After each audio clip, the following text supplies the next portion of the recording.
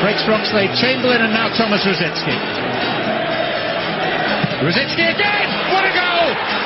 Fabulous hit by Thomas Rositzky!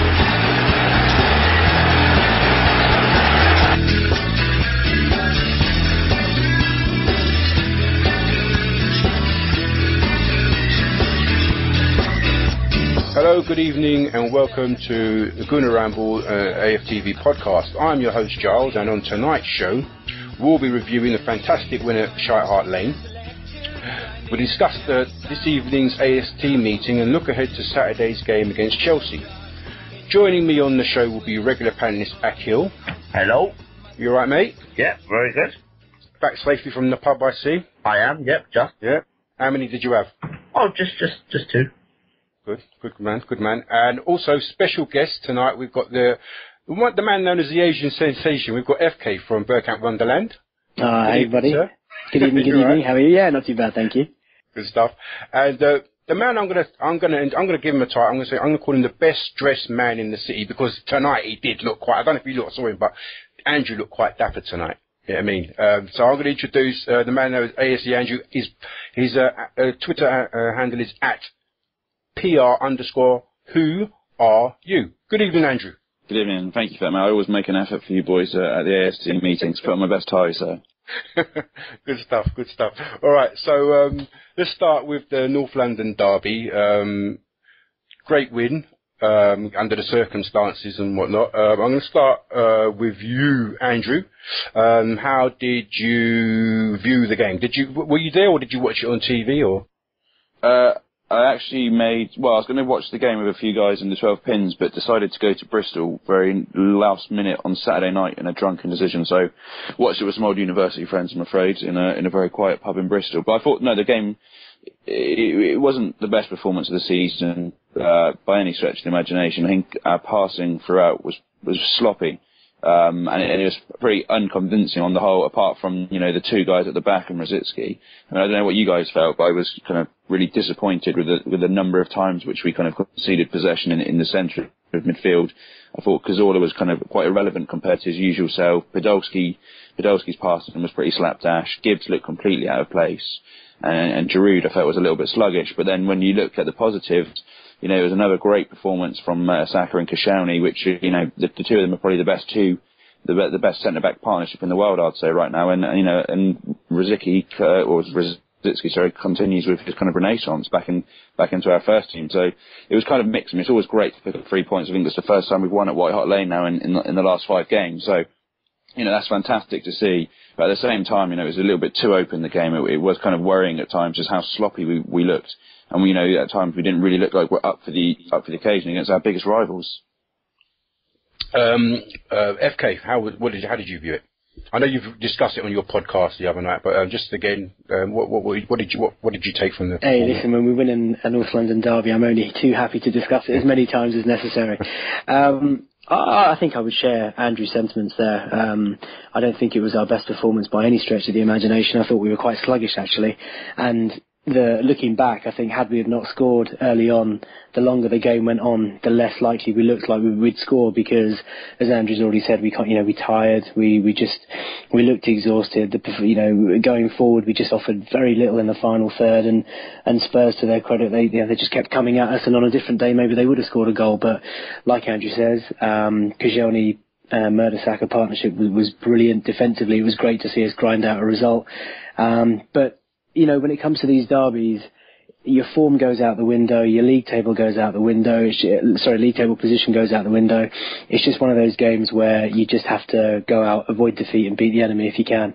And I'm just so happy that we've gone out there and won the game. It doesn't really matter that we had, our least possession of any game this season. It doesn't matter that certain players didn't turn up, and, I've got to agree again with Andrew that Giroud, probably his poorest game that I've seen in a long time, could be a combination of just being physically exhausted or just not getting the supply that he had. And of course, bear in mind, the injuries that we've had. People have been making a lot of our lack of squad depth this season, but in the last week, we've been missing so many of our big first team players, but we've come through Everton, Bayern away, and obviously Spurs away quite comfortably. So I'm just really happy that we got the win, and performance I'm not too worried about.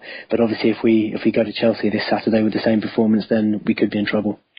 Yeah, good point. Axe, you were there. Yep. What did you make of it? Yeah, I agree with the lads, to be honest. It was, people accuse us of not having a plan B. I think we sort of showed that. We sort of gritted it out, which I think in itself is a beautiful victory, because too many times in the past we would have probably conceded a goal or maybe even lost the game. So I was quite pleased. I think offensively, first half we had a few chances on the counter attack. We looked very good. Alex Oxlade-Chamberlain had a few chances when he tried that funny little dink, when he probably just should have put his foot through it. But I think first half we looked okay. Second half, I think we were a bit nervous. I think we sensed that if we defend well, we can probably win this game 1-0, and that's sort of what we did. I mean, Spurs played okay, kept the ball well, but did they really create much? I mean, Adebayor had a header wide, hit one over as well, but was there really much, was Wojciech Szczesny ever really tested? Probably not. I mean, to be honest, twice he was lucky not to concede with two sort of howlers. But, it's testimony to our defenders. I think we defended well, and, it's a good win. Very good win. Okay, I want to ask you guys, can we depend on defence again next week? I mean, there's been a few times this season where, we've had backs to the walls performance, and Mertescioni have been absolutely excellent. And don't get me wrong, I'm not taking away anything from it. Like you guys said, 1-0, it's not about the performance, it's the result. It's always great result, getting one over the scum. But I thought, for me, somebody said that Giroud was sluggish. I thought he was pretty much anonymous. And Podolski, attacking-wise, just apart from Rosicky and Oxlade's ingenuity, we just didn't offer anything in attack. And against Tottenham is one thing, but coming up against Chelsea, can we afford another performance like that? I'm going to come to you, FK. No, if I'm being honest, I think we'll struggle if we played exactly the same way that we did against Tottenham. Not from a defensive point of view, but I think if you want to win the league, and it's such a great chance for us to go to Stamford Bridge and win there for the first time in a long time, against Mourinho as well, Wenger's 1000th game, and what a message it would send out to the, in terms of the belief to the fans, to the players, and to all of our rivals. And I think we have to up our game. I think defensively, I'm very, very comfortable about the way that we defend as a team. You take out the Liverpool and the City games, which were kind of like freak results, and all of a sudden in 27 matches in the Premier League we've only conceded 17 goals, which is quite incredible. So defensively, and knowing that Chelsea don't have a proper out-and-out striker, I'm quite comfortable sitting here thinking, well, maybe we can keep them at bay. It's the midfield where the game will probably be won or lost for me, in my opinion. They've got a lot of talent there, so I think we need to be on our game. But I think we need to play with a much quicker tempo. We need to be much more effective, and people have often criticised Giroud for not being clinical enough or ruthless enough when you get that one sniff at goal against a big team. And I think if we get one or two chances, which is probably all we're going to be limited to on Saturday, we need to make sure that we can get one of them. Andrew, what kind of tactics do you think we'll employ for Saturday's game? I'd like to see us press much higher up the pitch than what we sometimes do. I think that's when we always look at our most dangerous, especially when we've got, the likes of Rosicky playing. He really pushes the team. I think he offers much more dynamic play in terms of when he receives the ball. Instead of, looking for a pass straight away, he'll make a diagonal run into space, usually 10 yards, and then look to play the ball. And he invites a lot more pressure onto the opposition because of that. And I think, when we play him perhaps in a more central role, when he drifts inside, we always look a lot more attack. We always look a lot more dangerous.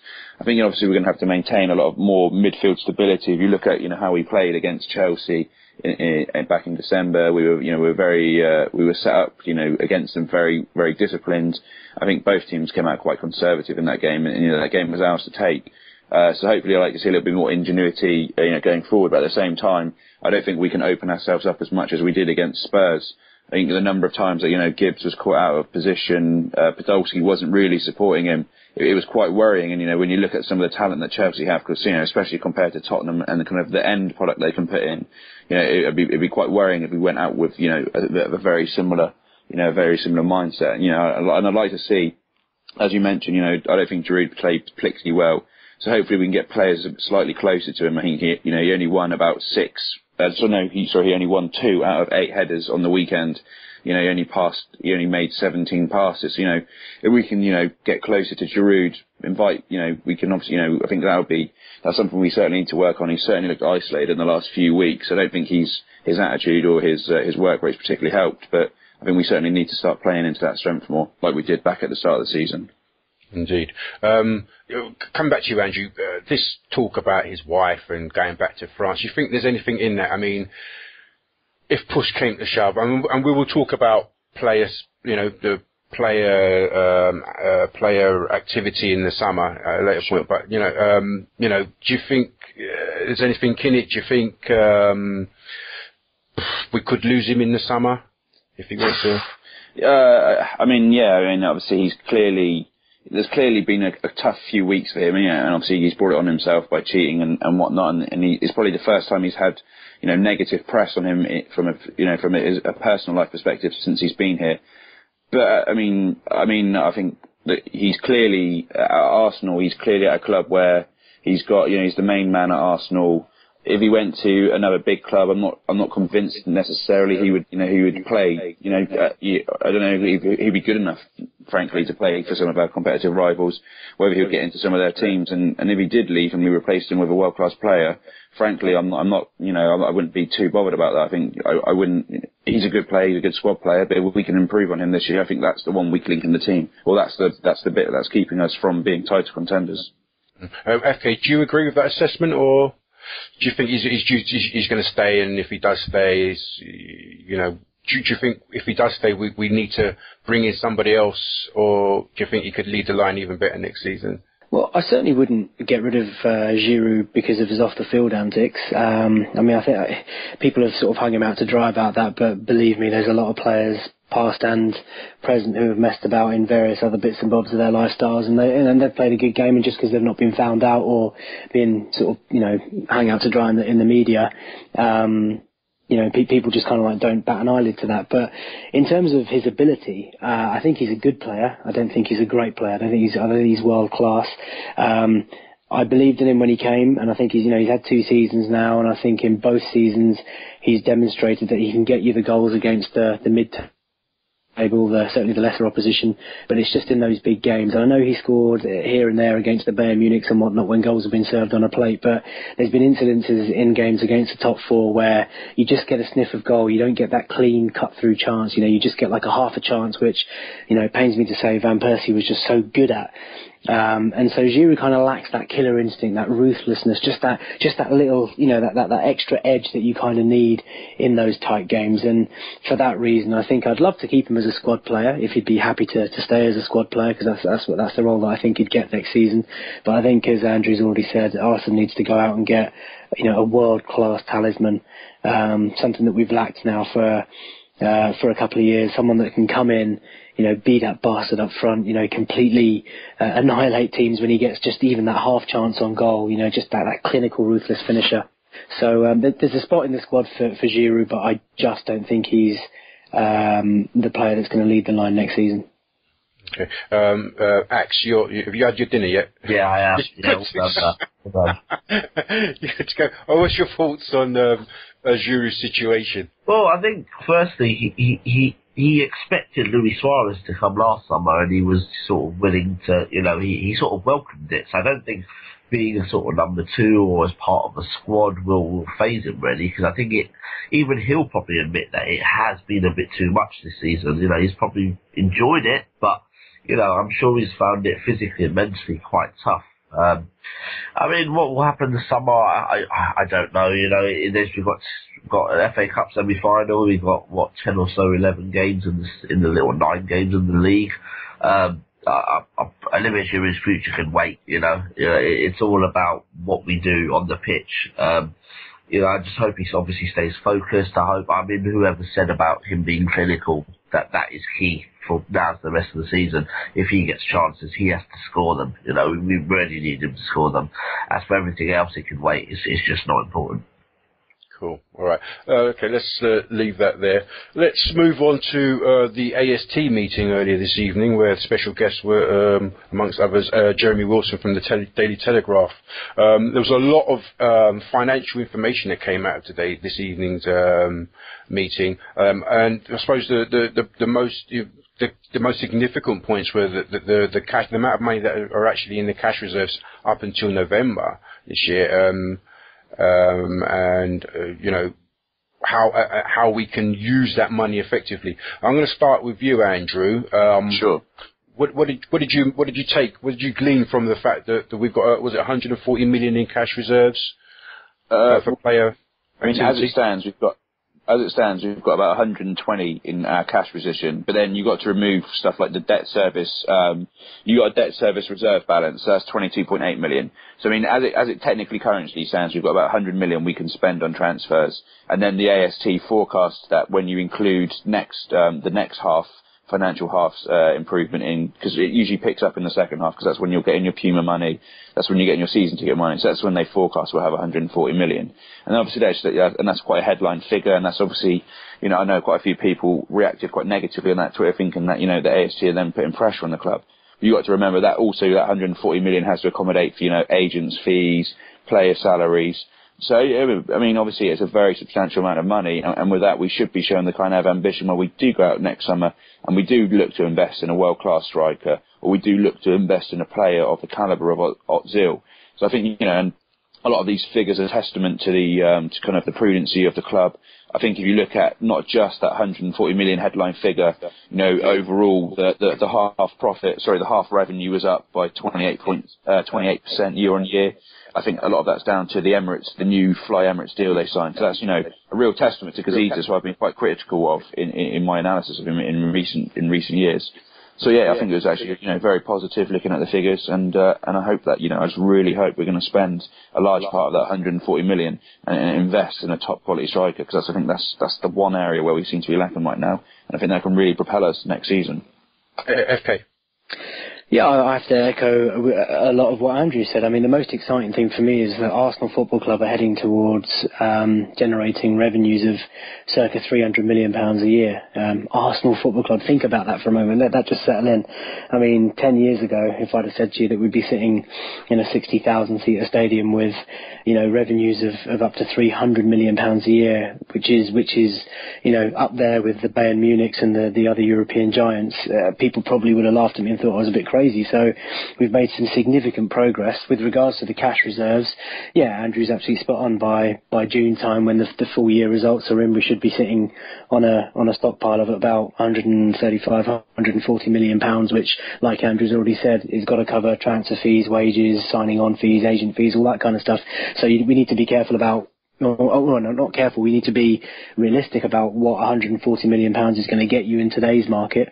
When you consider that Mesut Ozil, obviously his fee alone was about 40 million pounds, and God only knows how much he's getting a week, and God only knows how much we had to pay for the agent and signing on fees. So we've got to manage expectations, but it's quite exciting. I mean, the way that the club has been run so prudently, the way that we've been so careful about working on our corporate sponsorships, and again, like many of us were, so many people were so critical of Gazidis, but he seems to have, you know, really pulled out all the stops, and he's doing a decent job.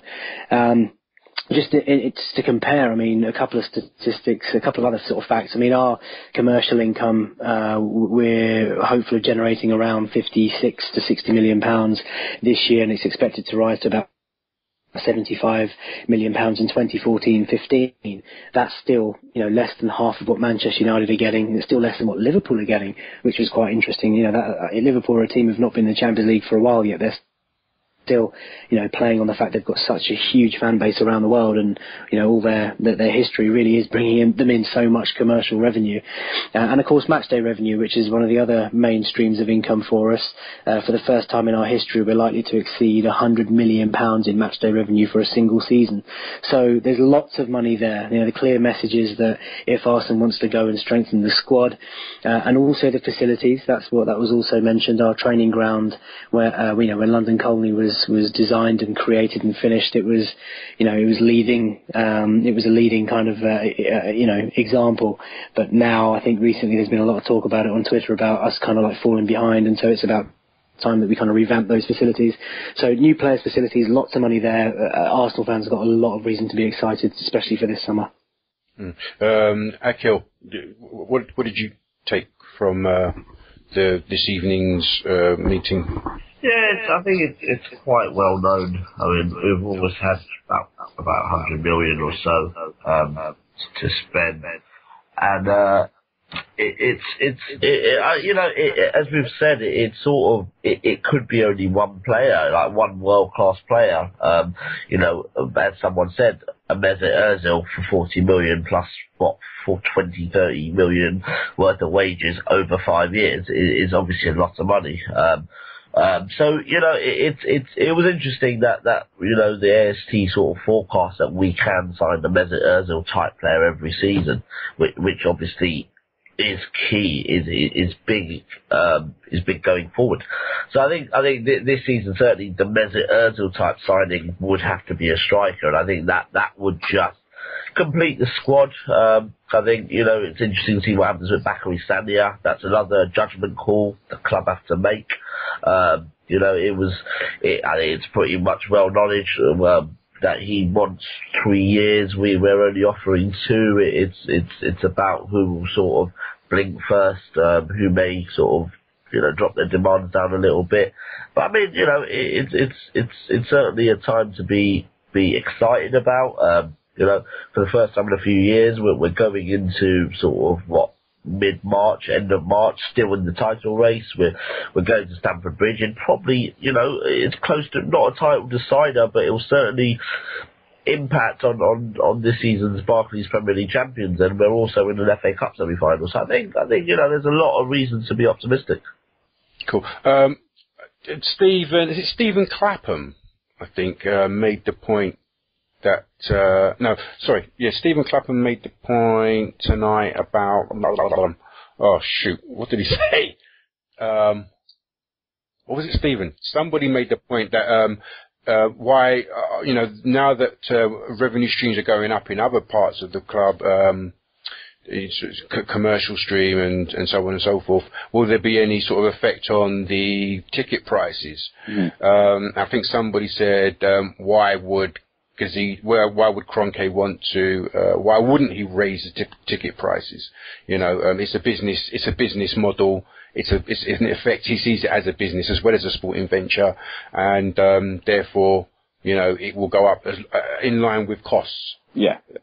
I mean, and if you look at costs this half, they've gone up. So if you look at our costs, they've gone up by about 12.1 million year on year, for half by half. Sorry. So if you look at last year, they were 101.1 million. And this year they've gone up to 113.2, I think. So that, and I read through, I don't know if you've read any of the financial reports, but about 9 million of that's attributed to the increase in wages. So, I mean, you can say that these costs or the increase in the ticket price is related directly to, the likes of Ozil's new salary and to like the signing of, the 5 British core players last summer. So there is obviously, everything is on the up. We are now starting to invest back some of that money, which we've had to save for those years. Realistically, we can be positive about bringing in new, bigger and better players. But at the same time, the realistic outcome is that we are going to see ticket prices, to hedge against inflation, to hedge against our currency exposures. Now that we're spending a lot more in euros on foreign players, and hedge against the bigger or the greater salary, and that's kind of, whilst it is unfortunate, and we don't want to see younger people priced out of football, and we don't want to see true Arsenal fans priced out of the game. That is just one of the the unfortunate realities of kind of modern business and capitalism, isn't it? Yeah. All right, I want to ask a question to FK. All this money that's coming in, all this money, the increase in revenues that are going up.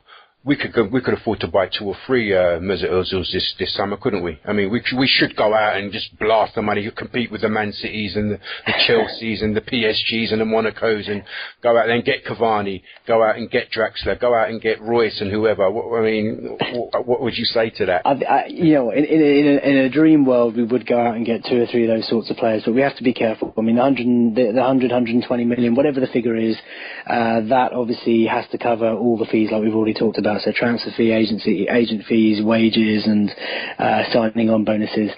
I think Arsenal do need to go out and get a world-class type player, that marquee signing. I think it's been well documented that we are in a position now financially to go out and get at least one Mesut Ozil every transfer window. The intention was there last summer to go out and get Suarez, but we've ended up getting Ozil.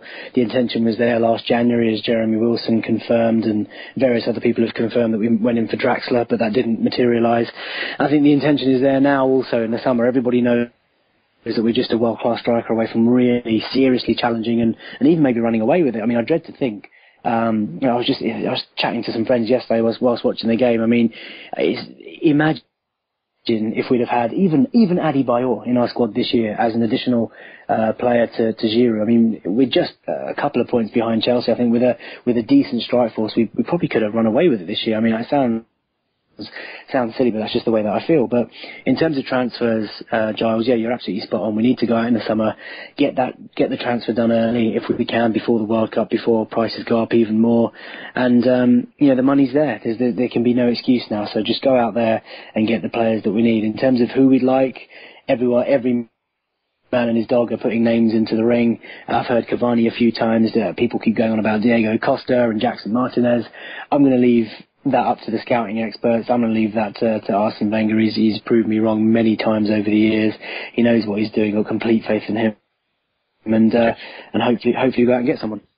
Cool. All right, I want to take first Andrew, then Akhil. I think FK made the point that we're going to have nearly 300 million in total revenues come May the 14th, or May this year.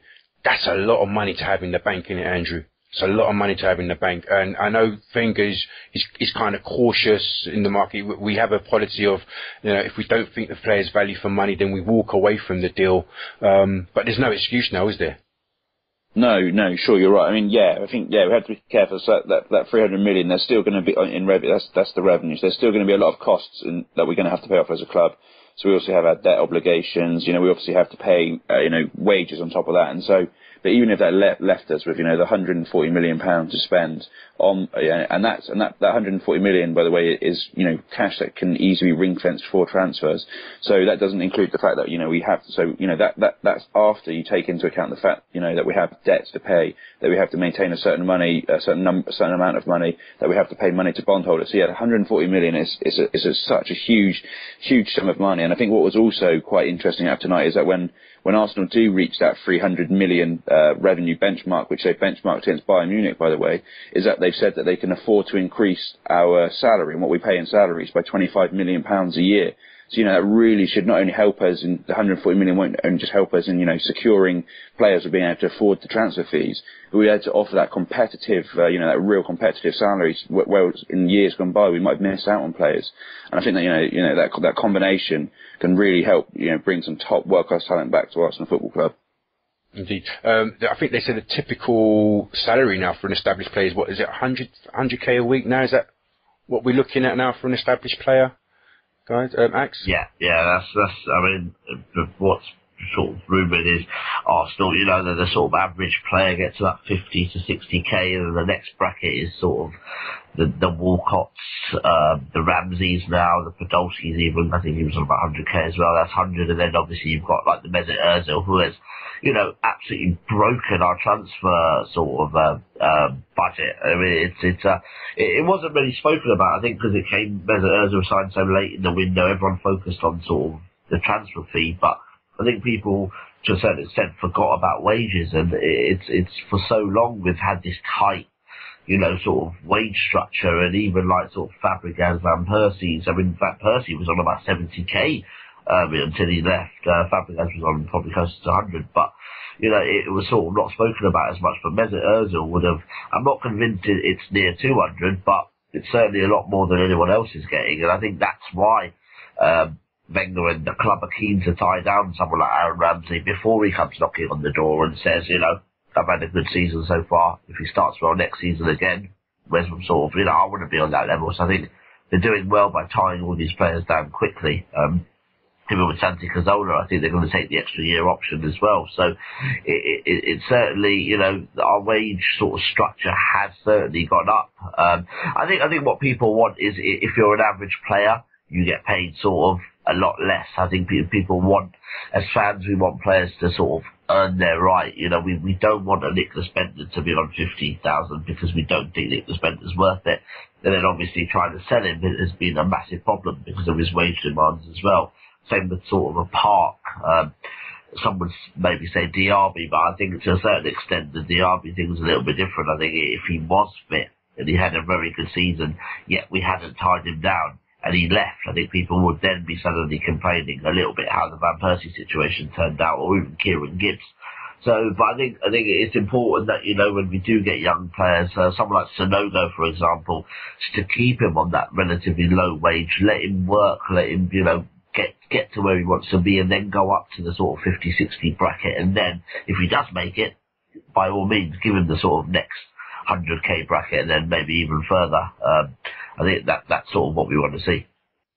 Akhil makes some good points there about the wage structure. FK, Nigel Phillips talked about the egalitarian socialistic wage structure that we had in place before. Do you think we've seen the end of that now? Do you think we're moving into a different sort of place now when it comes to wages? You know, we're not going to. We're no longer giving average players or players with potential, you know, ridiculous amounts of money for, you know, to keep them at the club in their developing years. I want to make a point that I think I read somewhere that Man United, Michael Carrick's last contract was something like 30k a week. I mean, he'd won championships until, you know, it's only recently in his last contract that he's actually went up into the higher bracket. People go to those kind of clubs for the prestige, and you know, knowing that there's a chance of winning titles and whatnot. Whereas with Arsenal, we brought players in young and gave them fantastic contracts. And I always said that Arsenal was like a finishing school, you know, for performing arts. And then, you know, someone like Real Madrid or Barcelona would come in and snap them up. Do you think we've left those days behind now? It would seem so. I mean, I think that Arsenal's kind of like admitted to that we had a lot of those players on that similar kind of wage cap. You know, Frimpong was earning a fortune, Bentner's earning a fortune, and these are players who never really proved themselves, you know, regularly for the first team. And so he's moved away from that. It's taken a lot of time to get rid of this deadwood that people kind of seem to call it, and that's what's freed up the money that we spent on the likes of Ozil and that we can spend on giving some of our better players better contracts. Your story about Carrick is staggering, if that's true, that he was on 30 grand a week.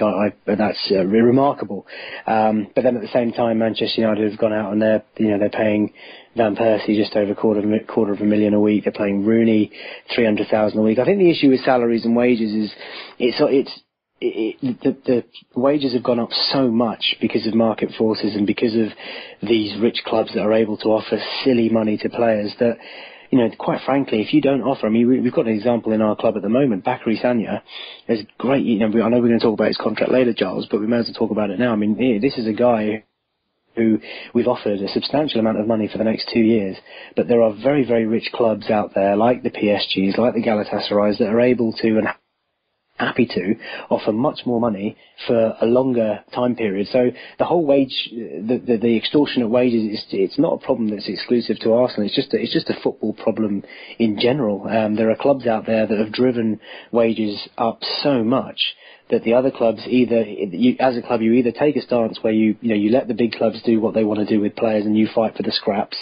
or you've got to follow suit and you've got to try and make contracts so much more attractive for some of these players. I mean, Aaron Ramsey going from 50 grand to allegedly going up to 100 grand a week now.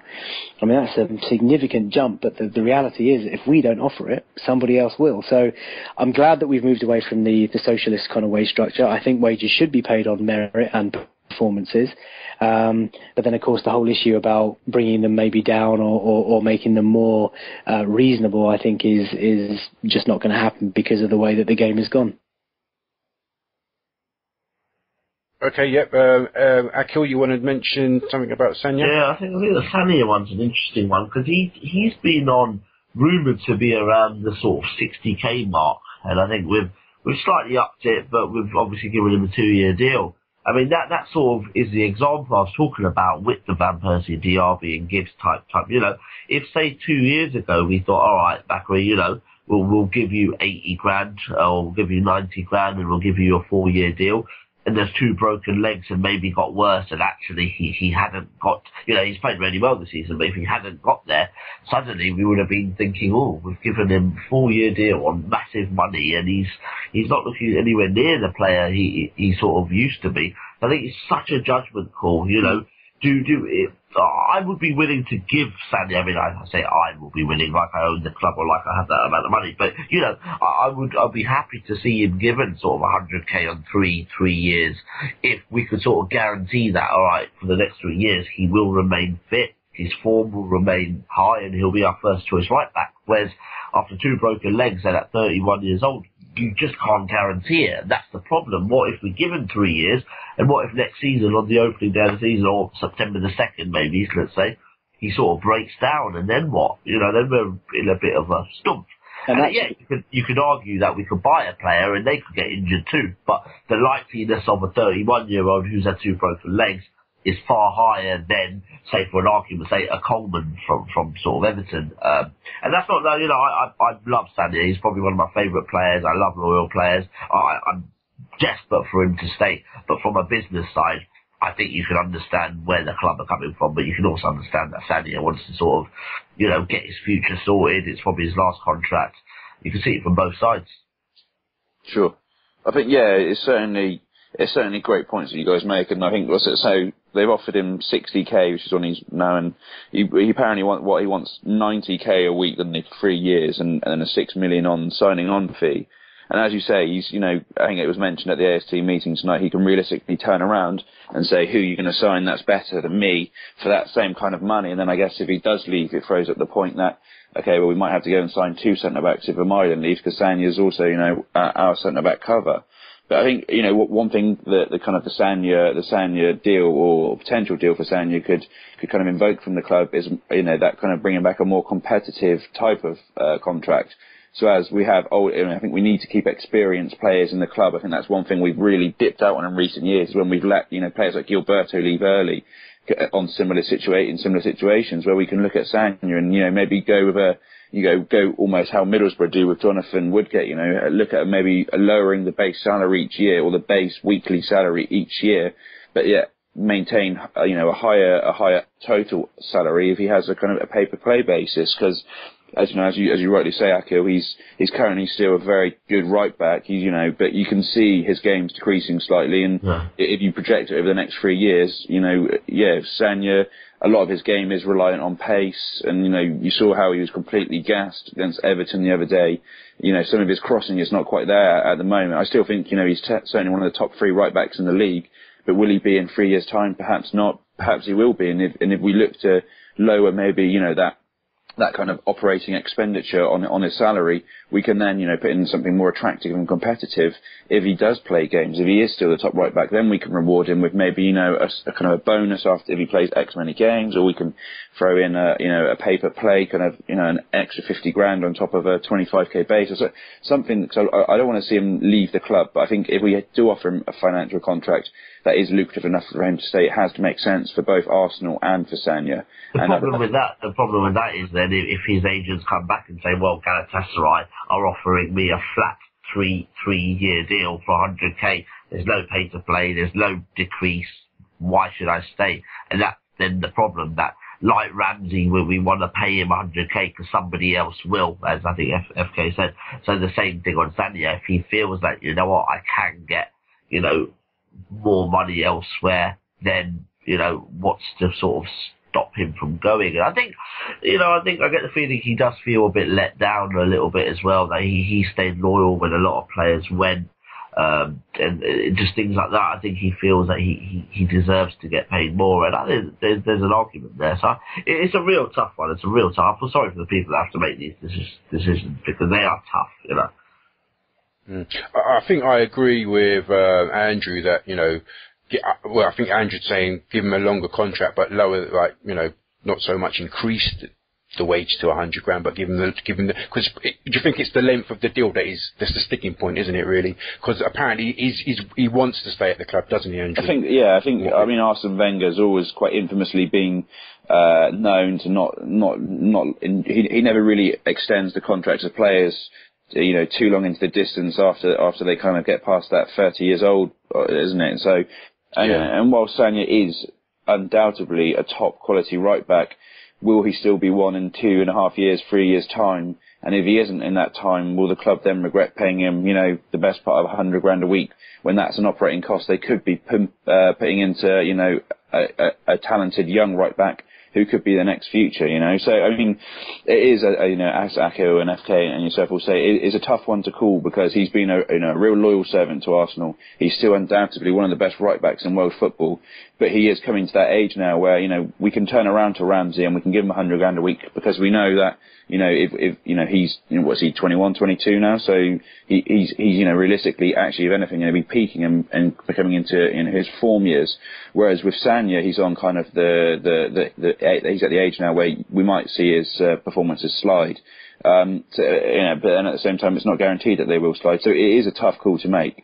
But as I say, personally, I'd rather have him stay at the club, because I think we need players of his experience around. I think it's vital, especially with the number of youngsters we have there. These calming influences, these people who understand how to win big games. I think Sagna is one of those players who just adds so much to our squad. His versatility is undoubted. It's unquestionable. His talent is he's probably one of the most consistent right backs we've had in many a year since Lee Dixon. So it'd be sad to see him leave.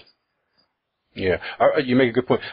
Just touching on that, I know a few Chelsea fans have said that why don't they, if Arsenal let Sagna go, why don't they consider going in for Sagna as a sort of a auxiliary sort of right? I think Ashley Cole's about to leave and whatnot, and they see Sagna as a very good, very dependable, very versatile player. The fact that he can operate in defence, maybe when his legs go a bit, play him as a backup centre half. So, and that brings me to another point. Thomas Vermaelen, Jeremy Wilson of the Daily Telegraph said he's not sure, but it's 50-50 whether he reckons Vermaelen going to stay or leave. FK, what's your feeling about him and also Podolski? But we'll start with Vermaelen. I've always been a fan of Vermaelen. I think, when he first came to the club, he played really well. He obviously had that Achilles injury, and that kind of threw him. I think this season, if we're being brutally honest, every time he's been called up, he's done a decent job, and I'd be hard pushed to name a better third choice centre back at a club. The question is, does he want to stay? Is he happy being back up to Mertesacker and Koscielny, who've been outstanding?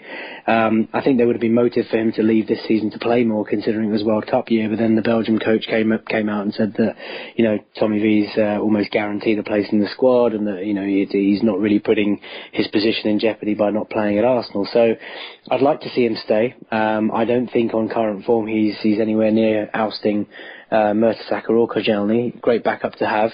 But like Jeremy kind of alluded to, if a club come in, and I'm worried actually that it could be a United or a Barcelona, if they come in for him and then he goes, then I'd be really disappointed. And I think to go out and get a third choice centre back as good as him, and obviously he can play left back as well, and he knows the club inside out. He's been there, and he's still our club captain, which tells you all you need to know about his personality. So I'll be disappointed to see him go. I'm happy to see him stay, and I'd love for him to fight, and ideally I'd love to see him come back and regain his place in the team.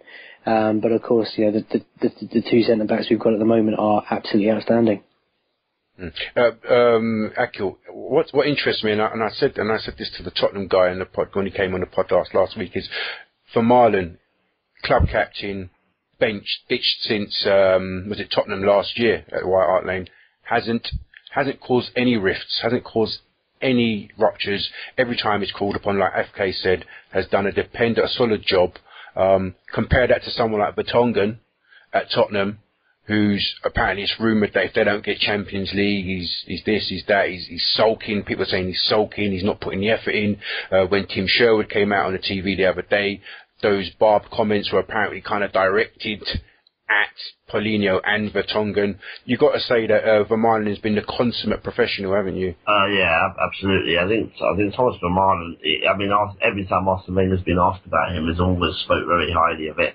And I mean, every time we see him when he's warming up, I mean, that's something you obviously may not see on TV as much, but when you're there live, you sort of see him warming up. You see him at half time. You do see him talking to people.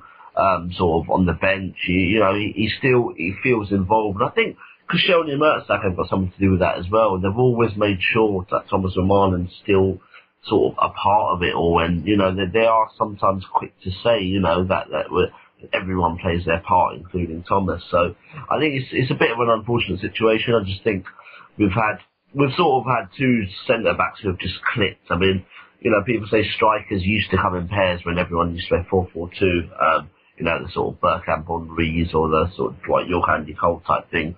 I think the centre-backs are the same. I mean, you think of Vidic and Rio and Terry Carvalho. I think Campbell Touré. I think Mertesacker and Koscielny have just worked because, one sort of sweeps up, one sort of attacks the ball, and they just work. Whereas Thomas Vermaelen was very similar to Long Koscielny.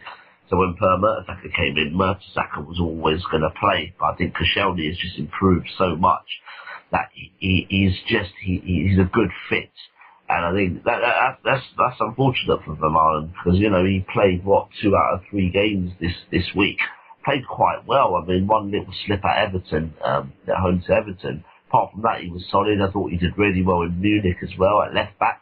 So he was actually, you can count himself quite unfortunate to be sort of dropped, or taken out. So yeah, absolutely, he's been a model professional, but I think we can't expect him to stay and be on the bench. He wants to play. He's at that age where he has to play. It'll be great to keep him because I think as a sort of second centre back or third centre back, I think he's absolutely brilliant. But I think we'll struggle to keep hold of him because he wants to play. Andrew, it's a real coin cost, isn't it, as to whether he stays or goes? By the sounds of things, what we heard in the AST meeting. Yeah, I mean, it's obviously unfortunate because, when he came in, the fans really took to him quite early on. He obviously scored a few goals. He was that kind of tough tackling defender, and that real passionate defender, which I think the fans really had missed maybe since the kind of the Keown days. And obviously, Touré, we had Touré for a bit, we had Gallas, and that partnership never really gelled, and they had a few injuries, and then we had to, dabble with Scalacci for a while and De Jouru. And Wenger came under quite a lot of criticism for quite a few years. I don't remember, people used to, question whether Wenger had actually put a defence together. And then, Vermaelen came in and we looked a lot more solid at the back. And he was quite unfortunate. He picked up a couple of long-term injuries. But when he did play, he was a real leader.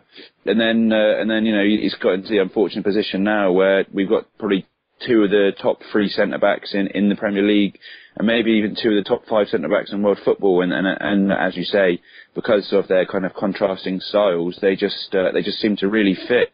And it's kind of unfortunate for him in that sense. He had a couple of bad months last season where he had his form dipped slightly. I remember the horror show he had away at Man United last season, and obviously it didn't help that he had Santos next to him. But ever since then, he's kind of struggled to make it into the team. But as Akhil says, you see him around the club. I don't know if you ever read it, but his kind of program notes, he's always very involved still in the club. He's always got his say, and he is the consummate professional. But I would be surprised if he stayed this summer, just because I can't see a player of his quality and his professionalism wanting to stay on the bench. I think he deserves to be playing first team football for a Champions League club indefinitely. And whilst I'd love for him to stay, I think he's going to be looking elsewhere, unfortunately. Would it sicken you to see him in a Man United shirt? Yeah, I think it would be completely going. And I couldn't see him going there personally. I think Inter Milan have been sniffing around, but if he did go to Man United, it would be pretty going. Yeah. I just want to touch on, I think they said Podolski's probably off this summer. Don't know if you guys believe it, but would you... We've been rumoured to be in for Draxler. We've been rumoured to be in for this kid called Griezmann. Joel Campbell's supposed to be. He might be given a chance in the summer to prove that he's worth a spot in the squad. FK, if we're getting a Draxler or a Griezmann, do you see Poldy off in the summer? Look, I love Lucas Podolski. I think a lot of Arsenal fans love him. He's so good at the social media stuff, showing that he's a true gooner and this, that and the other. I personally think, and this is going to sound quite brutally harsh, but I think there are better players out there. I think there are players that can come in and do a better job out as an out-and-out winger, or even a better job as a more prolific centre forward. That's not being critical to Podolski, because I think he's played as well as he can, and sometimes he just doesn't get involved in games too much when he hasn't got the ball. But as a finisher, you can't really, you can't question that. It's not the first time tonight that I've heard he's going to go. There's been a lot of talk about it. He could be involved in some sort of a swap deal. He might be going back home to Germany. I don't know. But I think if we do go out and get someone like Draxler, who, if I'm being honest, I haven't actually watched too much, and I've probably just been carried away with the hype of this, the whole Wonder Kid stories and all that kind of stuff. But if Arsenal go out, and if losing Podolski meant that we got someone of Cavani's calibre, or a Draxler kind of player, or a Di Maria, I don't know, I'm just plucking names out of the air, as long as we were better off, I would have no problem with letting him go, because ultimately football shouldn't be about sentiment. It should be just about doing what's right for the club. That said, if he stayed and we needed him in the squad, then he's a good squad player. But I don't know. Many people will probably be listening to this and maybe throwing things at their iPads now in disgust, because nobody speaks badly of Podolski, and rightly so, because he says all the right things on social media and he behaves in the right way on the pitch, etc. But I think there are better players out there, if I'm being brutally honest. I think he's sort of also at an age where, what is he, 28 or so? He came 2 years ago, so he probably had a 4 to 5 year deal. He's probably got 2 or 3 years left in his contract at 28. If we are going to sell him, this is probably the time to, it's probably quite pointless selling him in a season or two when he's 30 with only a year left, because we won't get much for him. And I mean, I sort of agree with FK that I think that, as part of a squad, I think Lucas Podolski's such a good influence. He's such a positive person. I think, all his sort of, he's a bit of a joker. I think he's people sort of love him, whether they're fans, whether they're players, whether they're staff. He seems like he's loved. He's taken the sort of Emmanuel Boué type mantle away from him, and so I think it would be great to keep him. But then at the same time, he's rumoured to be on about 100k. So can you keep a squad player on 100k? Does that make much business sense? Which, football, as much as we all love it, it is a sort of business, and if you can get someone better, then, people would tell you, you always want to improve your squad. You always want to get someone who will make your squad better, and if that's the person, somebody else, then I'm afraid you sort of got to do it. But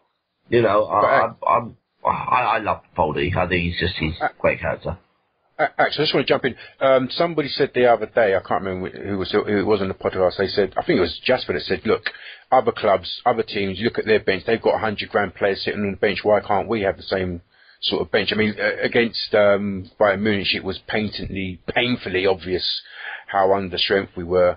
Wouldn't it be a good thing to have to keep him on, even if we do get a Griezmann and a Draxler, to keep somebody like that on? Well, firstly, resources. The Bayern Munich is sort of where we want to be when we do get to Bayern Munich stage, commercially, revenue-wise, and sort of gross profit. Then we can have sort of 100k players on the bench. Saying that, we went to Spurs yesterday. We could have had a bench of Walcott, Ramsey, Wilshere.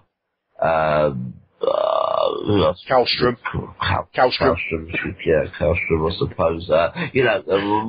Obviously my point is that we do have 4 or 5 players out that obviously would be in the squad. So then suddenly, if they come into the team, you've then got Rosicky on the bench, you've then got, Wilshere on the bench. So you have got, we have we've got a decent squad. But our resources are so much different, I think it's hard to compare. Andrew? Yeah, I mean, Podolski, he's obviously a player who's got some very specific, immense qualities. His finishing, he's one of the best finishers we've had. When you see some of his finishes, he's one of the most natural finishers we've had in a long time at the club. And he's certainly got a lot of experience about him. He's got 112 caps for Germany in 10 years, and he was, and I think the price point we got him for made a lot of sense to do that deal when we did that deal. But I think it was. Sorry. Ozil was the player I was thinking of. Who else would have been on that bench? Sorry, carry on. Sorry. Oh, no worries. No, I think it was Le Grove actually said, I think it was this time last summer actually, he kind of mentioned on his blog that he'd heard back then that Wenger had doubts about Podolski's work rate and whether his work rate really kind of fitted in with the style of the team and the way in which Wenger wanted to set the team out from a tactical perspective. So, I wouldn't be so, when, I think when Jeremy Wilson said today it was 50-50 that Vermaelen will leave and Podolski will probably leave. I know quite a lot of response on Twitter was that they thought it would be the other way around. Because, Podolski is a bit of a fan favourite. He is someone who's quite a lovable rogue. He does like to, come out with some funny statements. He is a bit of a, he's someone who a lot of fans can probably look up, or can connect with in that sense. But at the same time, yeah, I mean, if Wenger's not convinced with him, if he doesn't fit into the plans, if he doesn't have a style of play which Wenger feels he can adapt to our game and where we want to go, is he worth having in the squad? And obviously, he's good to have on the bench, but could that £100,000 be spent or allocated elsewhere to, someone who Wenger feels could help drive us on to win the league? So it's a tough decision. He is a great finisher, but, I'm not convinced he'll be there next season, which I think personally will be a shame. But, if he does leave, I will understand why. Do you mean you're not convinced Podolski will be there or Wenger will be there? Controversial. Maybe both, mate. Maybe both. Which brings us on nicely to the Wenger conundrum. A lot was, I think that was one of probably the most anticipated part of the evening, Wenger's contract situation, wasn't it, guys? Whether he's going to sign, whether he's already signed it, or whether he will sign. I'm going to start with you, Axe. Do you think he signed it? No, I don't think he signed it yet. I mean, as probably most people know, I mean, I'm a massive admirer of Arsene Wenger and always have been. I used to, a couple of years ago, have a sort of Wenger We Trust t-shirt on at match days, but 3 or 4 years ago, I just started getting so much stick, I realised it just wasn't worth wearing it. But I mean, no, I don't think he signed it. I think he does want to stay, but I think he's very conscious of sort of fan pressure. I think he does know that there is big pressure on him. I think he even knows that a section of the crowd or fan base perhaps do want a change. I think he's very conscious of that. I think he wants it, if he is going to sign, wants it to be announced at a good time, and the good time would be perhaps an FA Cup victory. So I think he is, I'm pretty sure he wants to stay. But I think he probably is considering his options a little bit, at his age, the stress of it. If we suddenly don't win the FA Cup, and I don't even want to think about it, but if we don't win the FA Cup, can you imagine the pressure, Can you imagine what the back pages of newspapers will be? Can you imagine what sort of TV broadcasters will be saying? Social media will probably blow up. I mean, Twitter will seriously blow up. I mean, it's just, that is a massive, it will just be a huge story, and I'm not sure if I don't know, it sort of, I struggle and pains me to say that I'm actually considering it now, but, I mean, obviously I hope we win the FA Cup and we win the league and Arsene Wenger stays, but, I don't think it's signed yet, no. I think he's still, up in the air a little bit. FK, what do you think? Like Akhil says, I mean, I'm a very, very long-term admirer of Arsene. I'm very much in the Arsene knows camp. I wouldn't, that he has his flaws just like every manager, but for me, for what he's done for the club and for everything that he's kind of been through and just his effective stewardship really over the last few years that we've had, and let's not forget, I mean, the guy has turned down so many lucrative offers over the years to stay and try and build a legacy with this club. He could have gone to the PSGs, the Real Madrids, the Barcelonas, even the France job. And I think a little part of me, the only thing that I think that would turn him would be if France went crashing out of the World Cup early this year in Brazil, and the job was available. Then at his age, and like Akhil says, depending on where we end up this season, he may decide to, kind of take the opportunity to manage the national team. And I'm sure most managers would want to do their domestic team at some stage. And, he's also, the point was made, he's not, late 30s, early 40s anymore. He is 60 plus, so he's got to do what's right for his health. I think the thing that worries me also is that if we don't win anything this year, given the situation that we're in the FA Cup particularly, then it's very possible that more fans will turn on him, and I think the relationship between him and the fans becomes almost irreconcilable. Already I've noticed now for 2 or 3 years, and some of you may agree, that we've not really been seeing the one Arsene Wenger chant around the stadium, and all that kind of stuff goes noticed. This is people forget he might be a football manager immune to criticism and all that kind of stuff, but he's a human being who I'm sure takes in a lot of the feedback, and it's been noted actually a lot of AST meetings. John Cross has come and said it before. Jeremy Wilson said it tonight, that Arsene Wenger does take into account the kind of remarks and comments and chants that he gets from fans. It's all noticed. It's all taken in, and that's what worries me. That if we don't go on to win anything this year, then he may decide that this is the time.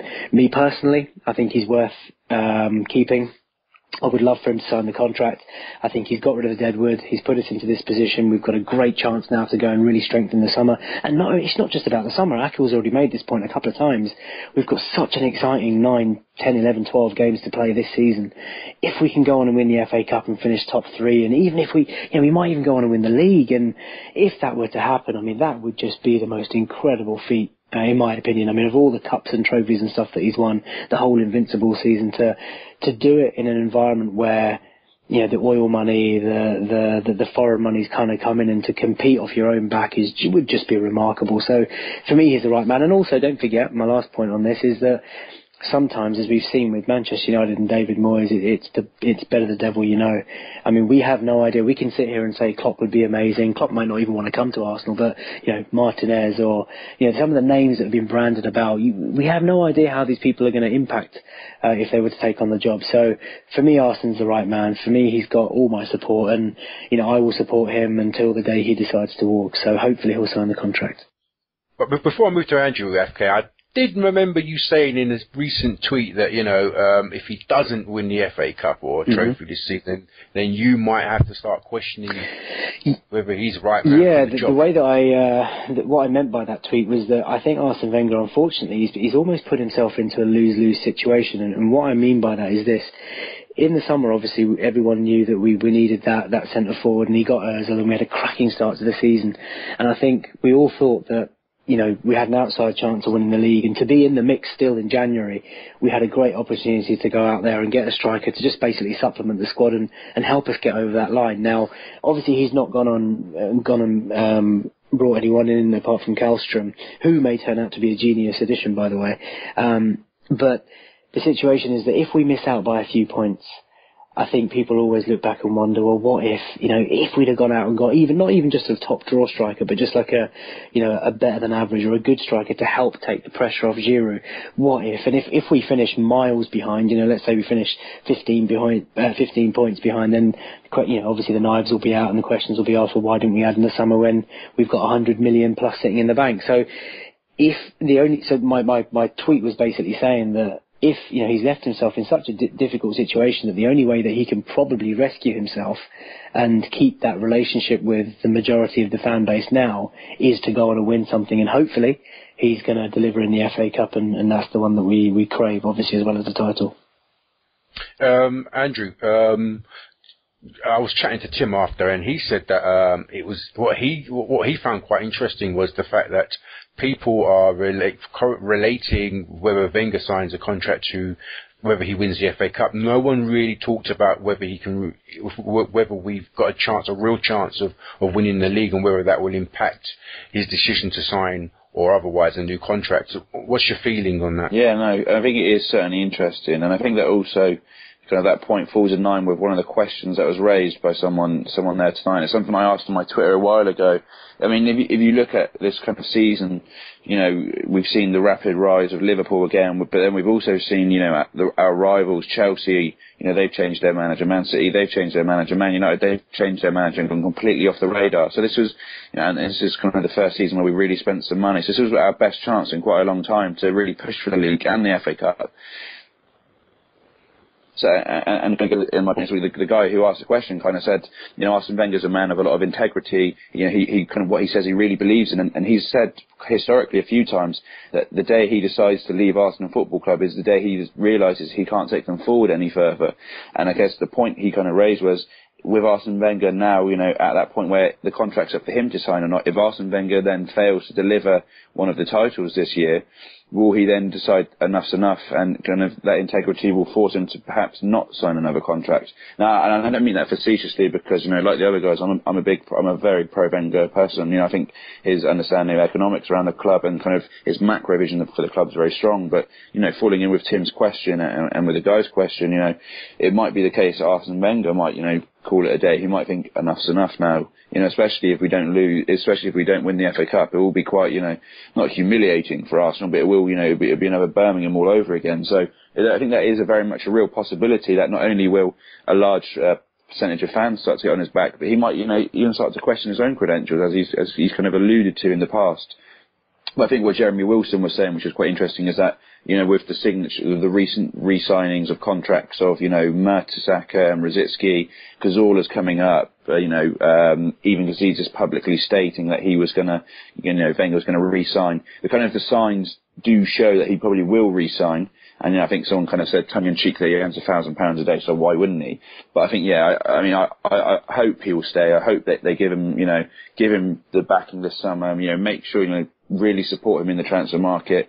Go out there to improve that squad and give him that chance. I think, he's given a lot to this club in the last 8 years. I think he's really helped transform the club into, where we sit now. This £300 million revenue club. I don't think we'd be there if it wasn't for Arsene Wenger and kind of him accepting the prudent years and him accepting that he's going to have to work wonders with youth or with maybe a limited budget for a certain number of for that certain period of time. So I think it would be a shame not to give him that chance. Now that we're into this new transition as a club, but at the same time, I am still a little bit worried that he might, if we don't actually if we don't deliver this year, he might call it a day himself off his own accord.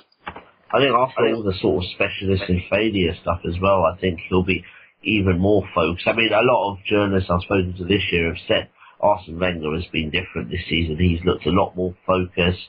He sort of looks more like himself. Whereas I think Jeremy Wilson actually mentioned that the summer Nasri and Fabregas left. I think it's no secret that. Yeah. He looked gaunt. It looked like he had a bit of a breakdown at times. He didn't look very well. He looked very frail. He was showing his age, but I think this season he's looked more himself. I mean, apart from being able to do his coat jacket up, everything else is pretty much returned to the Arsene Wenger of old, apart from trophies. So I think once the trophies come, I think we'll sort of see Arsene Wenger back to his best. I guess also let's not forget that in the nicest possible way, Arsene Wenger is a complete and utter control freak, and that's in the nicest possible way. This Arsenal, this is his vision, this is his baby, this is he is the kind of the king in the castle there. Everything, he is the main man. And I don't think he'd be afforded that much he wouldn't be afforded that much respect and that much decision making opportunities if he went to another club.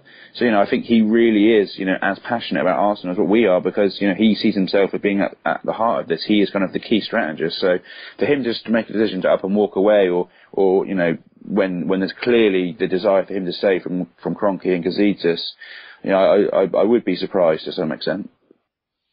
What made me laugh was I got the impression that there's sort of a bromance going on between Kroenke and Wenger.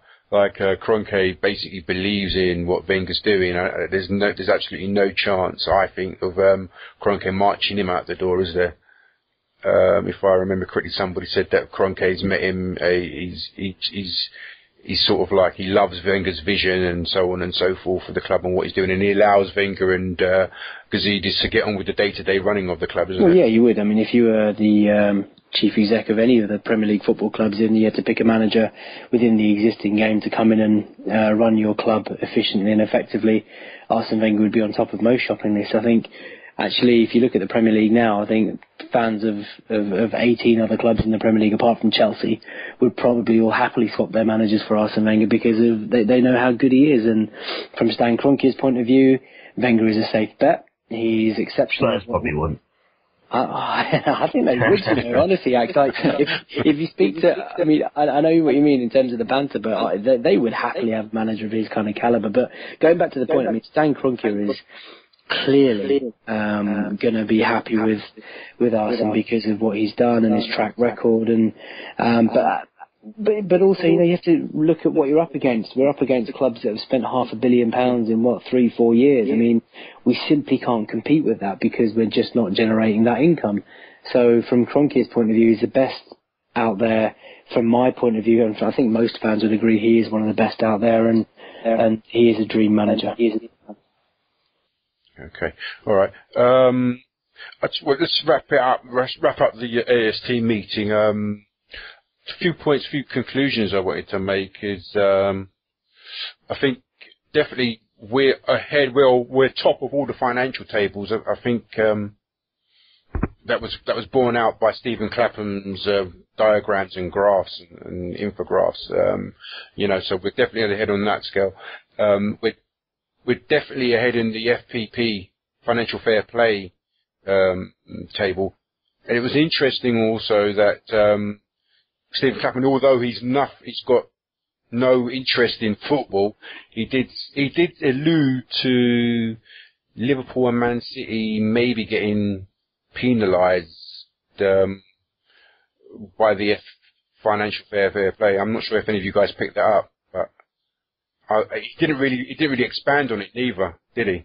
Yeah, he did kind of allude to it, but then later in the night, then kind of Jeremy Wilson kind of suggested that, you know, there is a lot of scepticism in the game that the FFP will really come into its true fruition, that it'll ever be as stringent as it should be, that, you know, that there's too many vehicles in place to allow clubs to kind of get out of it. So I think they use the example, if someone generates a £300 million loss in year one, in year two it's only £299 million, because it's in the right direction, they can point to that, and UEFA will almost, you know, treat them favourably. So yeah, I know it was interesting, and I know, I think I think it was M1 Angel kind of wanted to elaborate a little bit more, and it will be interesting to maybe read a report on that. But yeah, I think there is a lot of scepticism, which is why, from an Arsenal fan perspective, I am glad that the strategy of our club now is to look to invest heavily in big competitive players and not focus solely on kind of youth in the future. I think we need to have that balance, and that tonight, kind of that uncertainty around FFP tonight kind of really secured that view for me.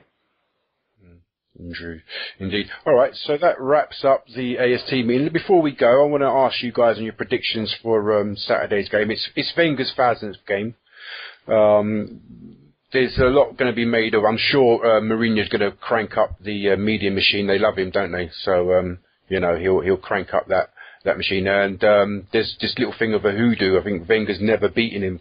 So FK, I'm going to start with you. What's your predictions? If you're going to make a prediction, what will it be? I fancy us. I don't know why. I know we're crippled with injuries, and Chelsea haven't lost in about 700 games at the Bridge under Mourinho. But I just think the way this season's going, and with it being Arsene Wenger's 1000th game, and with all the whole failure, you know, specialist and failure stuff, I would love Arsenal to go there, get the result, do them over. So I'll go for a 2-1 away win. Great. All right, Andrew. I'm going to go for a 1-1 draw. You think a 1-1 there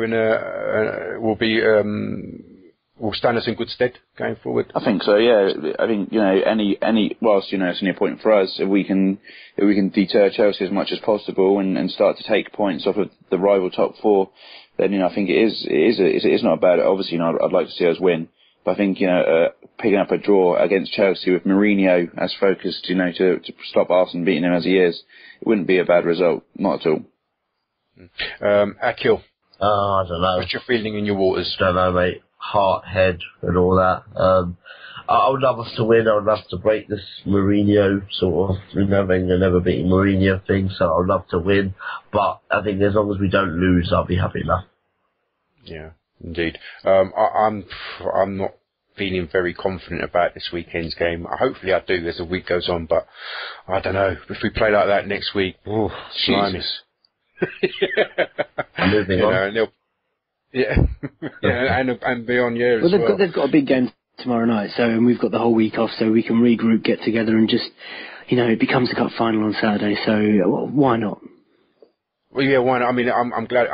Thank God you're here for your positivity, guys, because I don't know. I'm not usually pessimistic about Arsenal games. I'm always positive, but I don't know if we, like Andrew said, if we come out of a point, I'm happy. Let's not make it a cup final, because if we do lose it, and we do go to a real cup final, it'll be in our heads. So just fair point. Indeed. All right. I want to wrap it up now. I want to thank our special guest, Andrew, for coming on. Thank you for coming on, Andrew. Thanks for having me, mate. It's been a pleasure. FK, thank you for coming on also. Oh, mate, absolute pleasure to help out. I loved it. I want to just say to the two people that are listening, FK and Andrew, I met them tonight. I sort of collared Andrew and FK, and I asked them just before they left, if they could come on, and they've done us a great service by coming on and helping us out tonight. And also Akhil, thanks for getting home in time. Yeah. I know you was looking forward to a lock-in at the pub. Well, it was Tim Payton's round as well, and I had to leave. I mean, that doesn't happen. Tim Payton put his hands in his pocket, the tight hit, but anything for you, Charles. Thank you very much. Thank you very much. Okay, so that's been a Gooner Ramble, an Arsenal Fan TV podcast. I've been your host, Giles, and saying good night. God bless.